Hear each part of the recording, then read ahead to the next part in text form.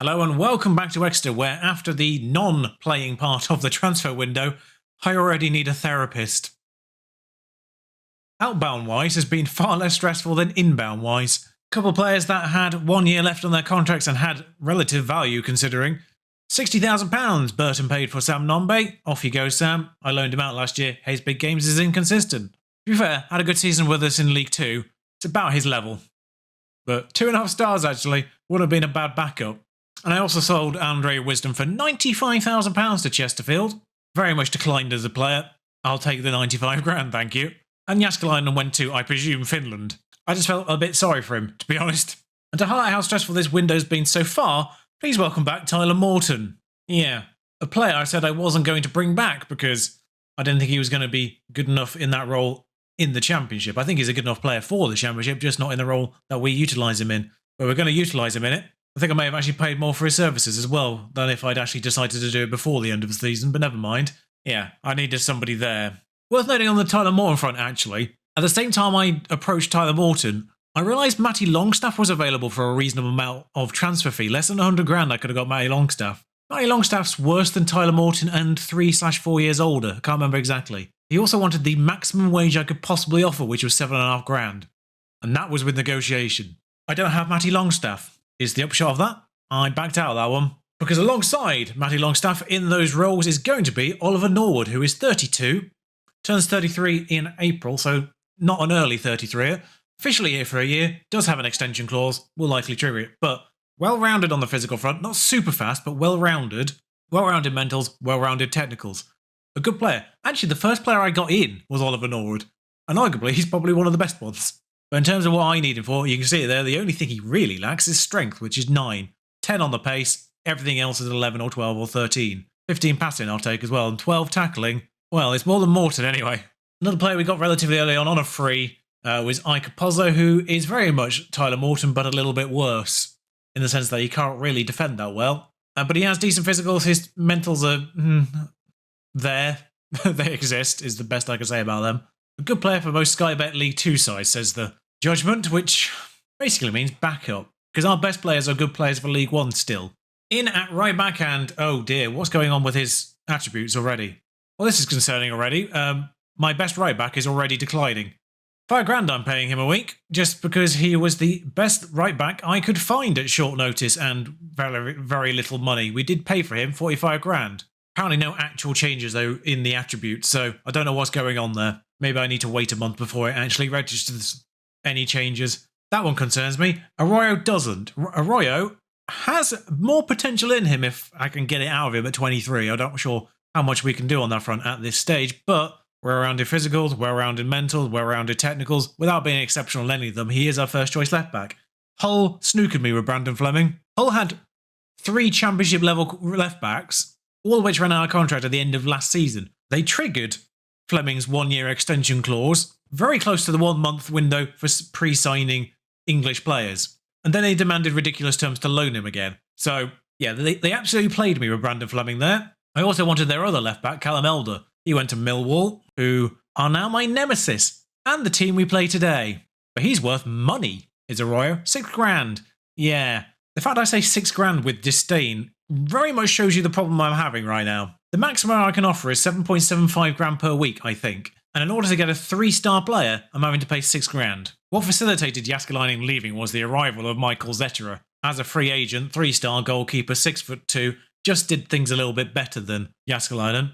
I still have Kelly Roos. I'm still working on goalkeeper 1. If I can sign a new goalkeeper and sell Kelly Roos, I will do. My backup left back is Glodin Ngonda, which cost me money, but he's actually on a really reasonable wage. The middle of his physicals isn't quite there, but his mentals, the ones that matter, are very quite good, and his technicals, the ones that matter, are very quite good as well. Actually, to be fair, the physicals that matter are very quite good. That's not a phrase, I keep using it, but 3-star, 28 years old, good player for League 1.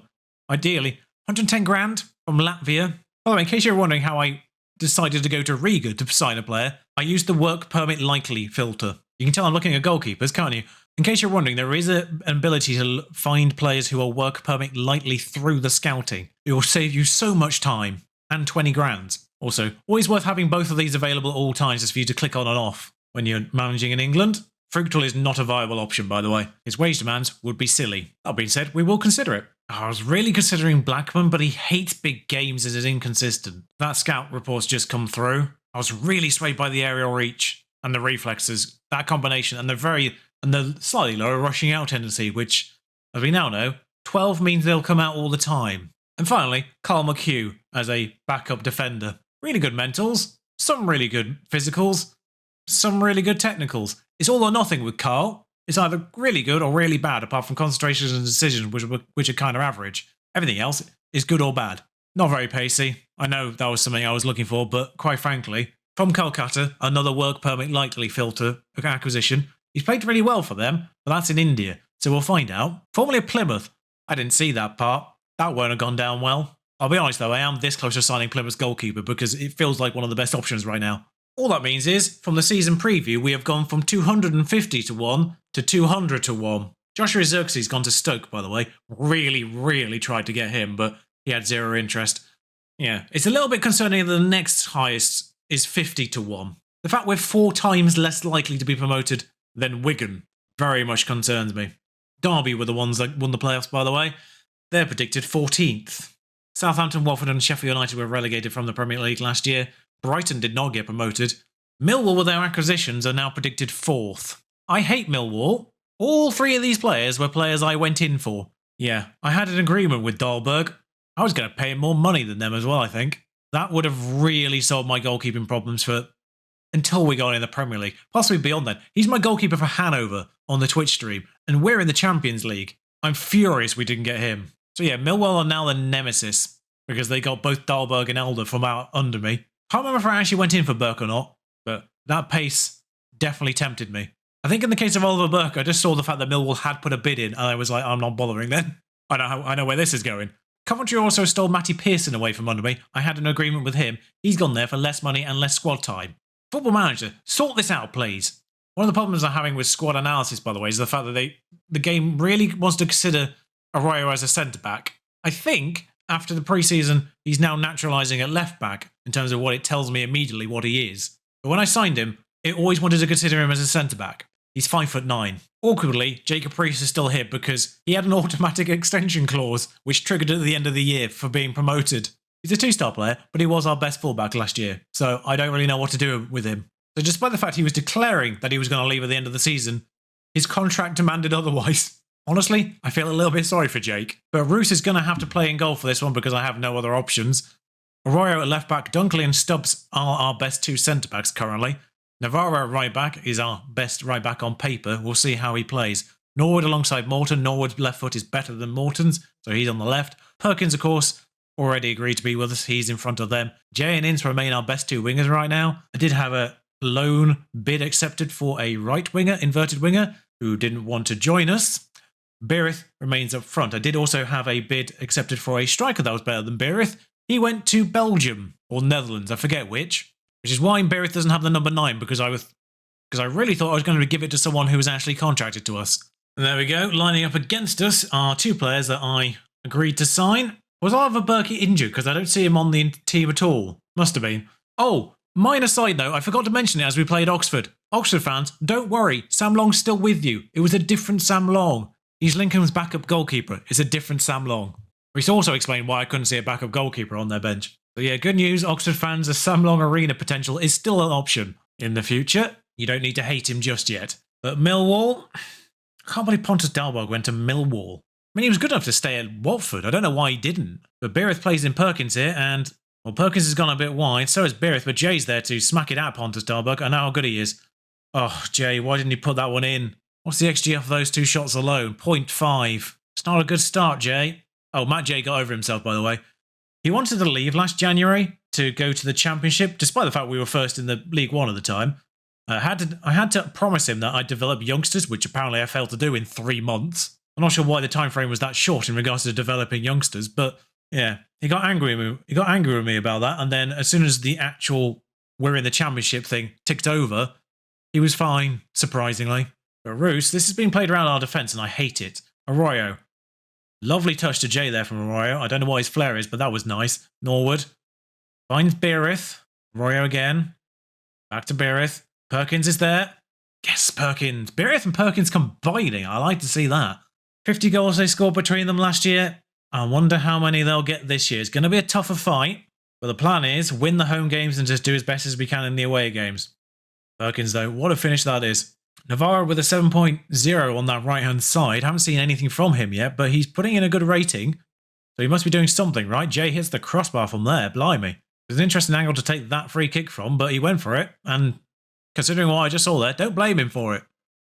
Jay, I think the animations had a problem there because it just sort of hit him. And, well, Sonny Perkins, thank you for embarrassing Dahlberg. I love Dahlberg, but in this game world, I hate him for going to Millwall instead of us. Yeah, the animation just didn't do anything for Matt J there. It hit him and went backwards.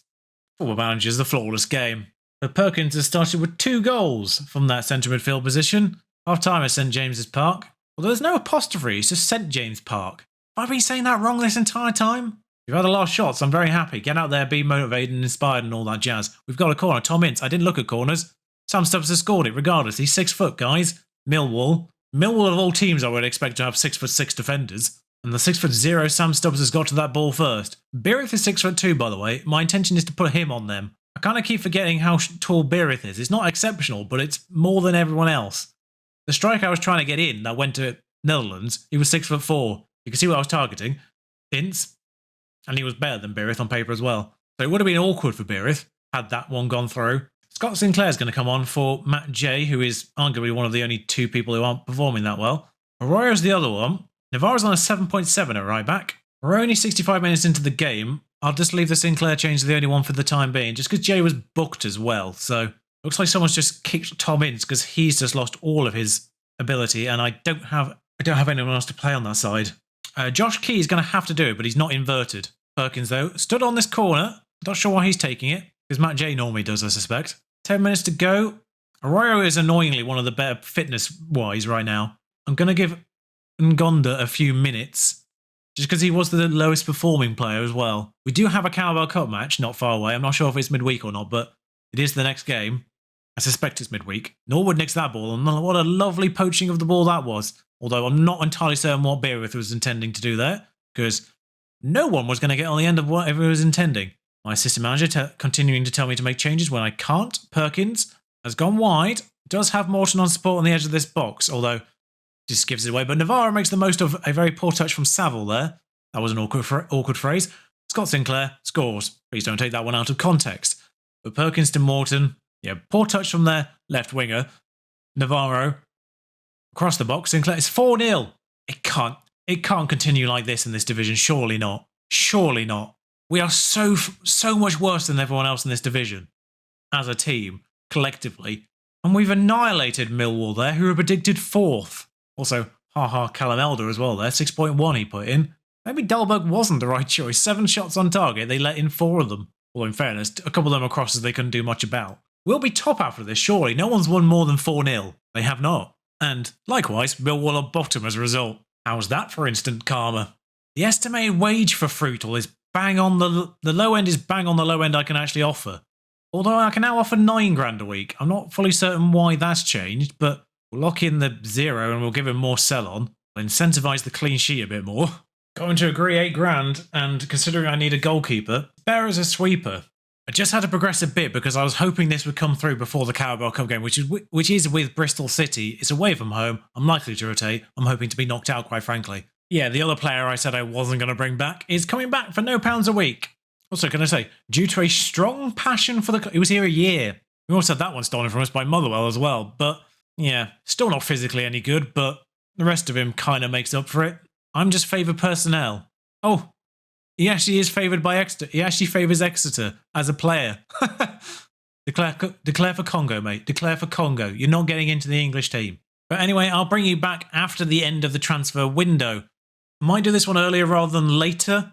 I might bring you West Brom and Birmingham. I think what I'll do, just because there is an international break between West Brom and Birmingham, I'll bring you Birmingham and Coventry, 2 away games after the transfer window closes. Coventry, of course, stole a player from us as well. We just demolished Millwall 4-0 for doing that. Let's see if we can do the same with Coventry.